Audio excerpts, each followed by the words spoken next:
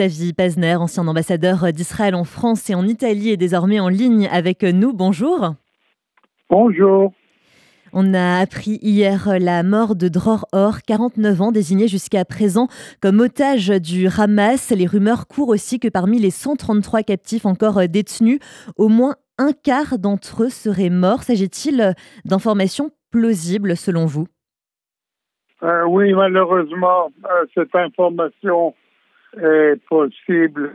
Ils sont détenus dans des conditions inhumaines et avec des geôliers cruels et sadistiques.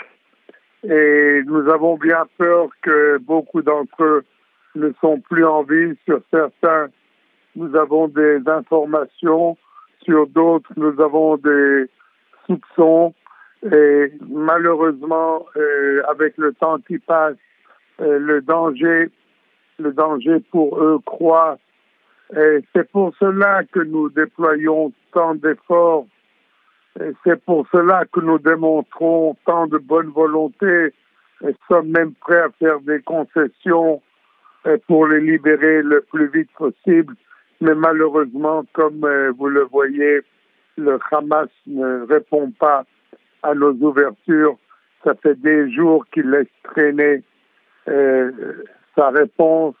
Des fois, il se dit prêt à un échange. Le lendemain, c'est exactement le contraire.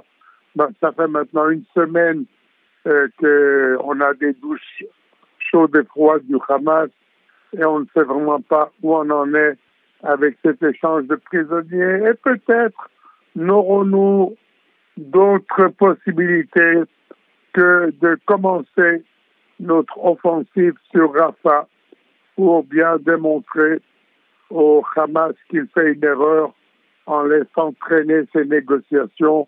Et s'il ne les libère pas par des négociations, nous essaierons de les libérer par la force.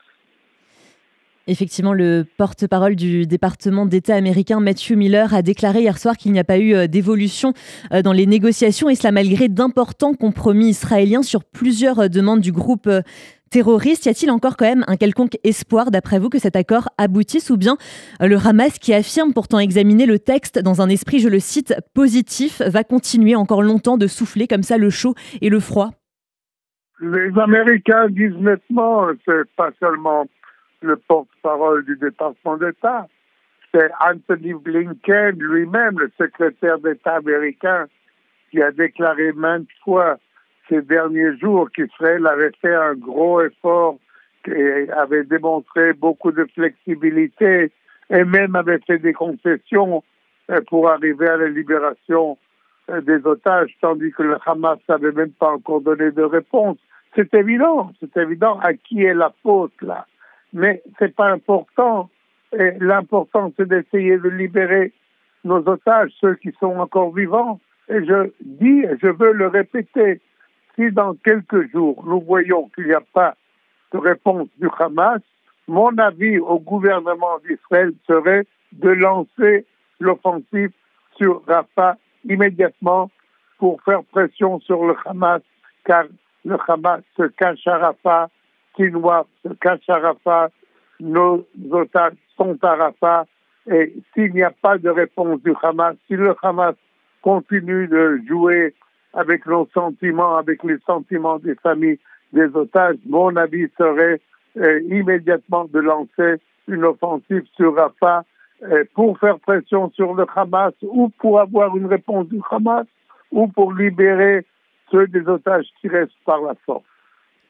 Et est-ce que, d'après vous, le Hezbollah fait aussi pression sur le Hamas pour qu'il refuse cet accord?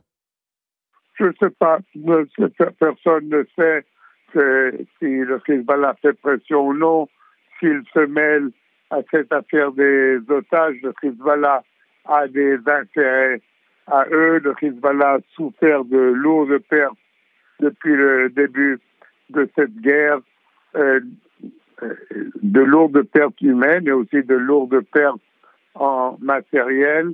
Pour l'instant, la guerre avec le Hezbollah est confinée d'une certaine manière, c'est-à-dire elle ne déborde pas du Liban du Sud ou d'Israël du Nord. Elle crée évidemment des inconvénients. L'inconvénient majeur pour nous, c'est le fait que une grande partie de notre population a dû quitter la région frontalière.